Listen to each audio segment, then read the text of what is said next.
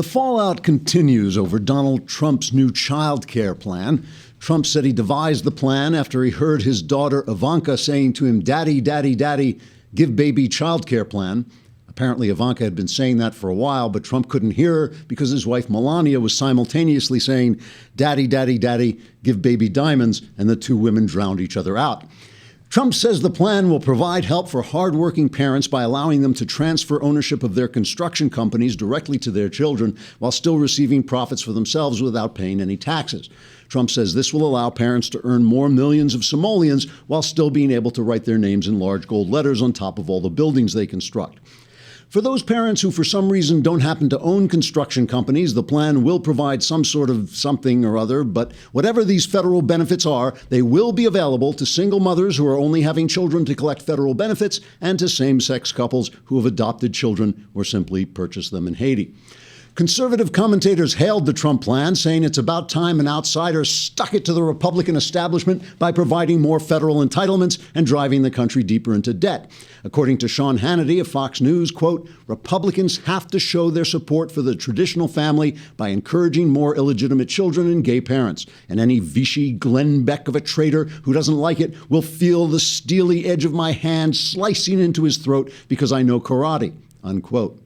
Hannity then shouted "Ki" and drove his fist into a cinder block, shattering 3 knuckles.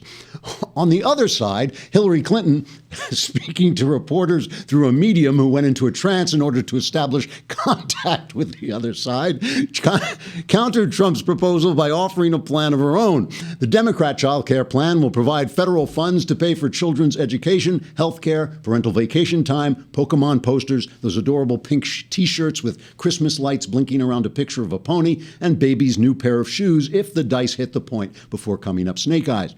Conservative commentators denounced the Democrat plan, saying it was about time we stopped providing all these federal entitlements that are driving the country deeper into debt. According to Sean Hannity of Fox News, quote, "The Clinton plan is just another example of how the federal government wants to take over every aspect of our lives. This is why 17 out of every 8 white men have dropped out of the workforce, and the poverty rate has risen more than 11 to 100% since Barack Obama was spawned in a hideous conjugal right between the devil and Mia Farrow," unquote. He then shouted "Ki" and kicked a 2x4, shattering 3 toes. Upon reviewing the competing child care plans, Hillary Clinton and Donald Trump vowed to vote for one another, calling the opposing candidate the best Democrat for the job. Trigger warning, I'm Andrew Klavan, and this is The Andrew Klavan Show. All right. I take full responsibility for that. You actually, Jay, you managed to keep a straight face. I just cracked up. I'm sorry. All right. You know, I'm just used to writing in a room by myself and thinking, gosh, this guy is funny. All right. So everything is happening exactly as I told you it was going to happen like 2 weeks ago. And so today I'm going to tell you what's going to happen next. Okay. So this is where the future comes to announce itself. And if you are a subscriber, you are now watching live on the Daily Wire. We had an experiment where we tried to get live questions for the mailbag yesterday. It didn't quite come off. The questions just came in as I was ending the question time, which was unfortunate. But next time we'll try it again, and we'll do it till we get it right. But you can only be in the mailbag if you subscribe, if you give us your lousy $8 a month, and then you get to watch both me and Ben and get to be in the mailbag.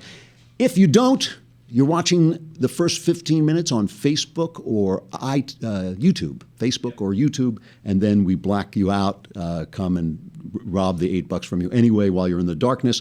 But you can come over to the Daily Wire and hear the rest, or on SoundCloud or iTunes, until you subscribe. Also, this is the last week to pre-order The Great Good Thing, A Secular Jew Comes to Faith in Christ, my memoir. And if you pre-order it, you can send your receipt to the aklavan@dailywire.com, and someone will sign a sticker with my name on it. Oh, maybe me. And we'll send it back to you. All right, so we're going to get to General Colin Powell's emails. Somebody wrote me after reading the emails and said, shouldn't Colin Powell be president? And I said, at this point, I would vote for Colin Farrell. I would vote for Will Farrell, for William Powell. I'd like anybody but Colin Powell's emails. But first, I just want to talk about the polls for a minute, the new polls, which show the national race is closed now to a statistical meaninglessness. I mean, they're like 1.8% in the Real Clear Politics average, which includes older polls. So it's a lagging indicator. This is what you heard from me, the Florida and Ohio, Trump has a substantial, like a 5-point lead. And he now has a chance of winning this thing.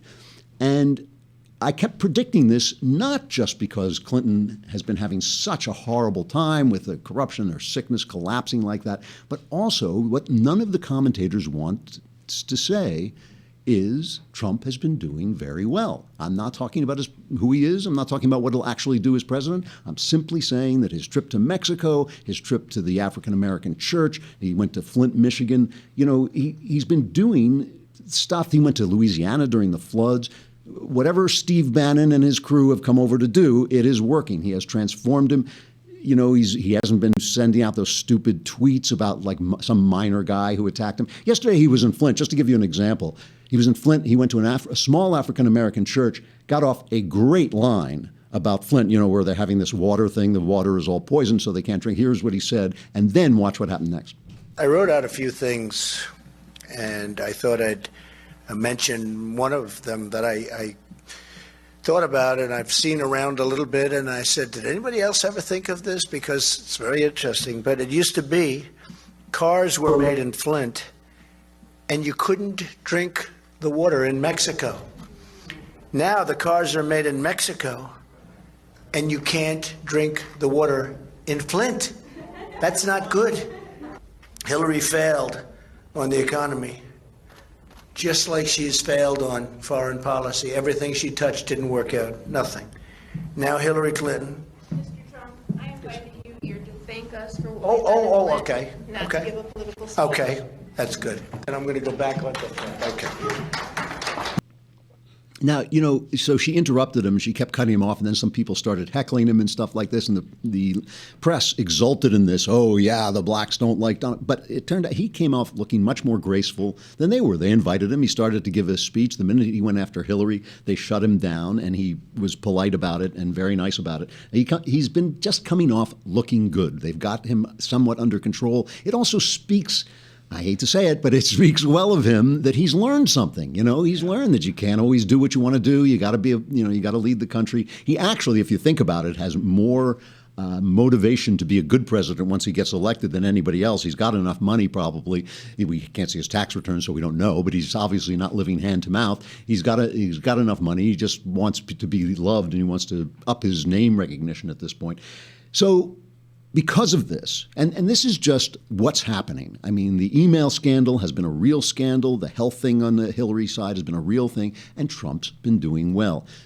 So the Democrats are panicking because the one thing they own is they own this empire of lies, which is the mainstream media, the networks, the New York Times, which sets the budget of all these other papers across the country, LA Times, all these papers are in the tank for the Democrats, and they're losing control of it. So now, what's going to happen now, and it's already started, is they're going to start to do what Trump rightly called this Bobby Knight defense. Bobby Knight was the loudmouth basketball coach who would abuse the referees so badly that they would start to make calls in his favor just because they were afraid of being abused. The Bobby Knight in chief, of course, is Barack Obama. Earlier this week, he was out campaigning for Hillary Clinton because A, she was sick, and B, she's just so unlikable. They had to get somebody else out there. So who does he go after? He goes after the press. My most important message is we cannot take this election for granted. We got to fight for this thing. There are serious issues at stake in this election, behind all the frivolous stuff that gets covered every day. And let me just make a comment about that, because look, I'm not running this time, but I sure do get frustrated with the way this campaign is covered. I'm just telling the truth. Guys in the back, I'm just telling you the truth about how I feel about this. Do you mind if I just vent for a second?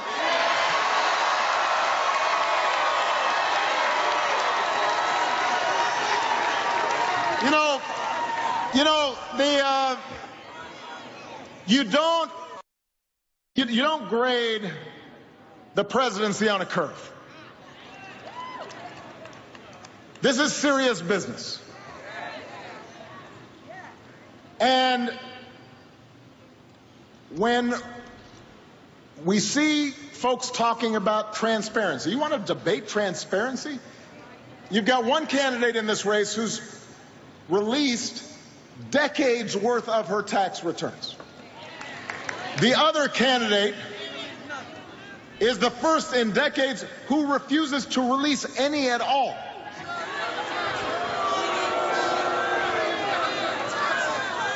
You want to debate foundations and charities? One candidate's family foundation has saved countless lives around the world. The other candidate's foundation took money other people gave to his charity and then bought a 6-foot-tall painting of himself.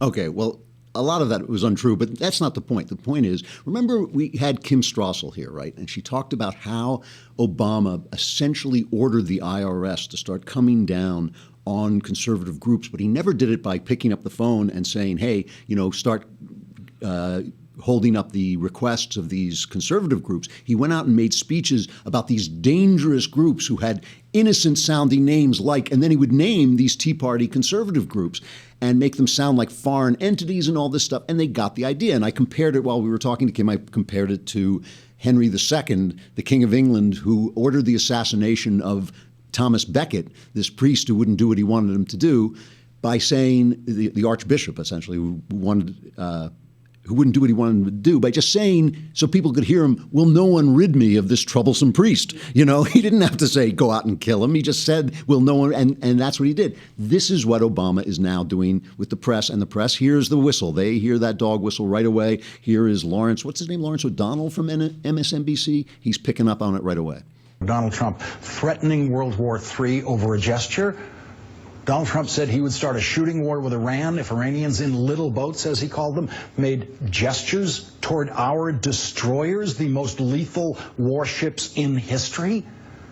And Trump campaign sergeant Rudy Giuliani, a former federal prosecutor, justified war crimes that Donald Trump has said he wants to commit by saying that in war, anything is legal. He said that in the country that prosecuted Nazis for war crimes at Nuremberg. We executed 11 of them for what Rudy Giuliani now says is legal, because in war, anything is legal.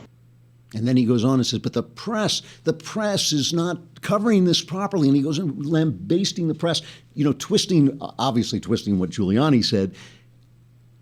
And then lambasting the press, and this is going to continue. It already happened after the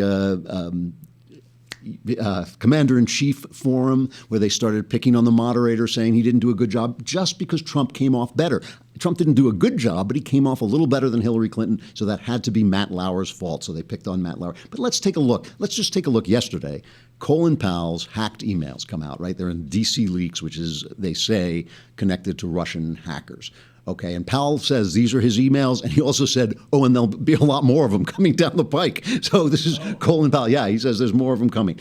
So Powell is basically a Democrat sympathizer. He called Trump an idiot. He called him a national disgrace. He called him an international pariah, a know-nothing. He said the whole birther thing was racists and blacks would never let Trump forget it. By the way, I really don't agree with this. I mean, maybe the birther movement was racist, but the birther movement was a reaction to Obama's secrecy, all those present votes in Congress by which he hid his radical agenda so they wouldn't be able to tote up his votes and show how radical he was. All the lying about Jeremiah Wright. I went to this church where this guy was damning America, but I never heard him say that. I went there 20 years, but I never heard him say that. Hanging out with Bill Ayers, just a guy in the neighborhood, but in fact this terrorist was the guy who helped start his political career.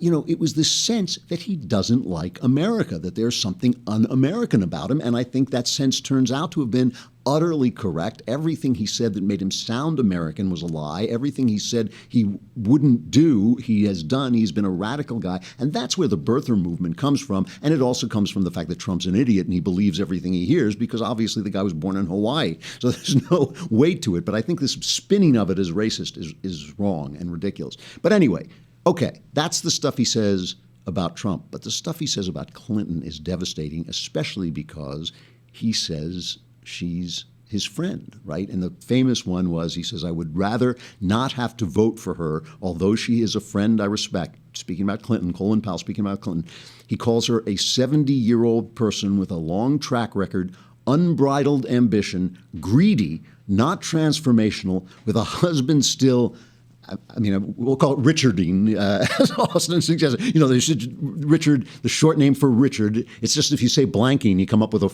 dirtier word. But he's still Richarding bimbos at home, according to the NYP. I assume he means the New York police are watching him shepherd the. At least we know Bill Clinton is healthy enough to be president, right? It's like everybody else is too sick, but he's still out there doing it. All right, he says everything Clinton touches, she kinds of screws up with hubris, overweening pride, right? Mrs. Clinton's mishandling of her emails, the email scandal, has given her a major problem. And he starts to protest about the fact that she was accusing him. Do we have that clip of Hillary talking to Brett Baer, trying to stick him with the email? Yeah. Play this. This is Hillary trying to stick Colin Powell with her private server. Colin Powell's emails were retroactively classified from more than 10 years ago. Right. As he said, that was an absurdity. I could not agree more. I echo Colin Powell in this. Release it. And once the American people see it, they will know how absurd this is. So okay. Colin Powell and I are exactly on the same page. Colin Powell and I are exactly on the same page, and we'll find out more about how exactly on the same page they are if you come over to the Daily Wire. We got to leave you on Facebook and YouTube now. So long.